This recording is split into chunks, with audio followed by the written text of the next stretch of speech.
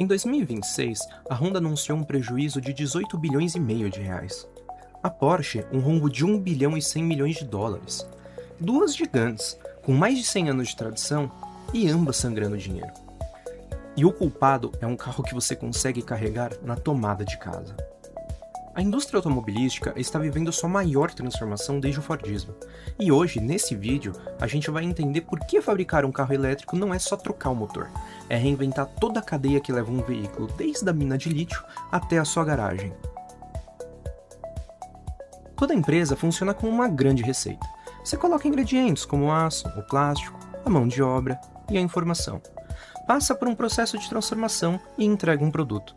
No caso de um carro, até que parece simples, mas por trás existe uma teia enorme de fornecedores, transportes, estoques e decisões para administrar. Isso tem nome: gestão da cadeia de suprimentos. Só que quando ela precisa ser um pouco mais verde, um pouco mais sustentável, mais amigável no meio ambiente, a gente chama de GSCM.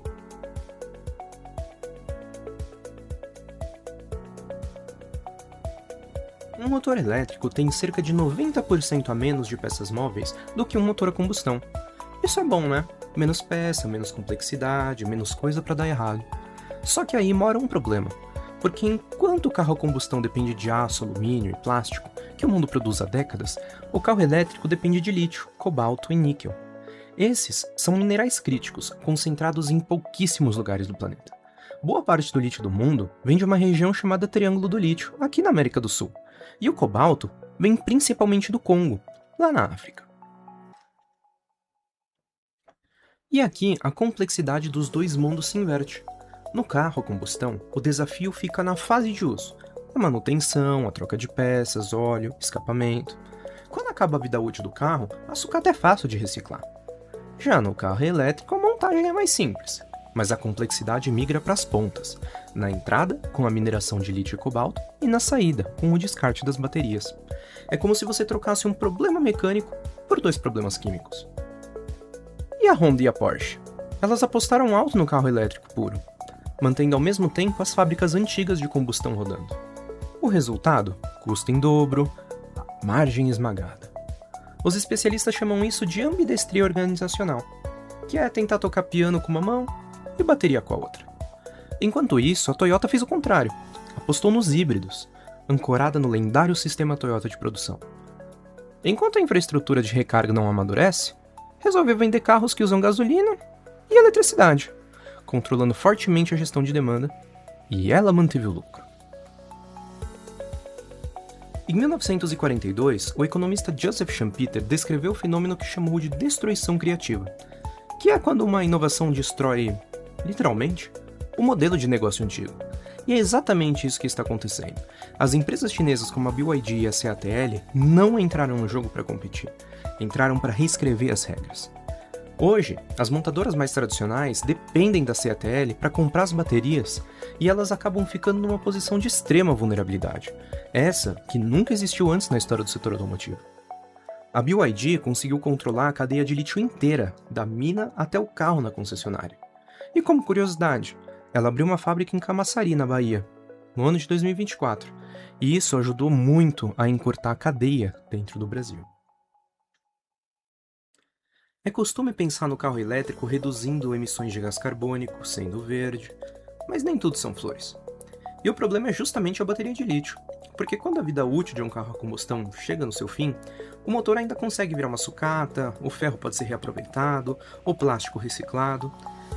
Até que tem um lucro, existe possibilidade de reciclagem. Agora, quando a bateria de lítio de um carro elétrico acaba, é um problema. Ela contém materiais tóxicos que contaminam o solo e o lençol freático se foram descartados em aterro comum ou em condições inadequadas.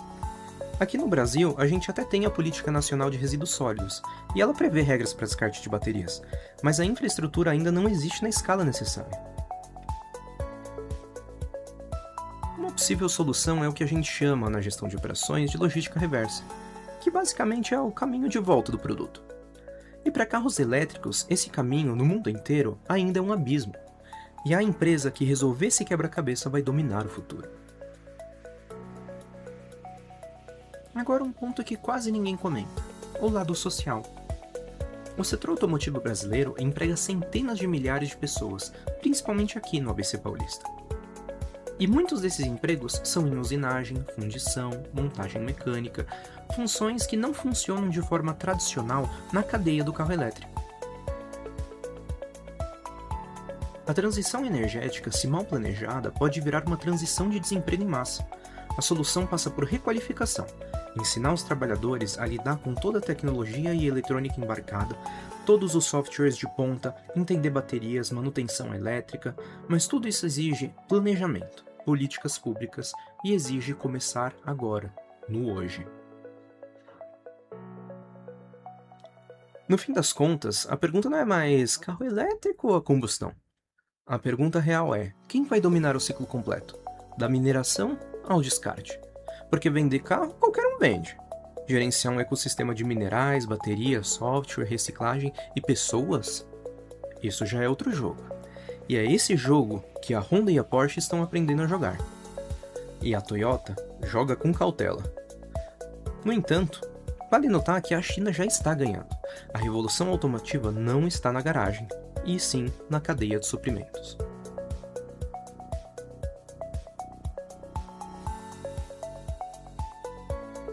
Esse vídeo foi gravado para o trabalho final da disciplina de Gestão de Operações do curso de Engenharia de Gestão da UFABC. Se você curtiu, compartilhe com aquele amigo que ainda acha que carro elétrico é só moda, e fica uma reflexão. A próxima vez que você vê uma manchete sobre prejuízo de montadora, lembra, o motor é só a ponta do iceberg.